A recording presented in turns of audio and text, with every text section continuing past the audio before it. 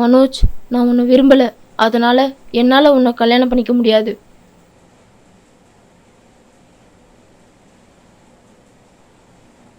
இப்படி நான் சொன்னா நீ என்ன செய்வ? அது உன் விருப்பம் சரசு. ஆனால் நீ என்னை காதலிக்காதன்னு நீ என்கிட்ட சொல்ல முடியாது. அது என் விருப்பம். மனசில் நீ இருக்க. நான் சாவர வரைக்கும் உன்னை நினச்சிக்கிட்டே வாழ்ந்துருவேன்.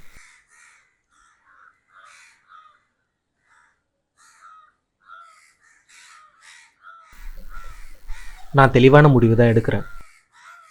எனக்கு சரஸ்வதி தான் வேணும், என்னை தேடாதீங்க அப்படின்னு தெளிவாக ஒரு லெட்டர் எழுதி வச்சுட்டு வந்துட்டேன்.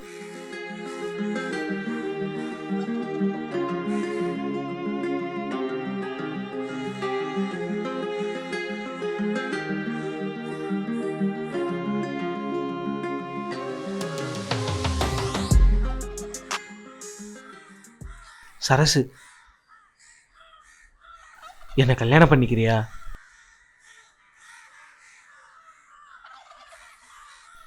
இப்பயாவது சம்மதம் சொல்ல.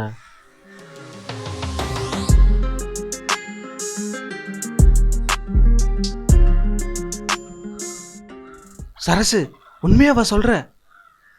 இந்த ஒரு நொடிக்காக தான் இத்தனை வருஷமா காத்துட்டு இருந்தேன். உண்மையிலேயே உனக்கு என்ன பிடிச்சிருக்கா?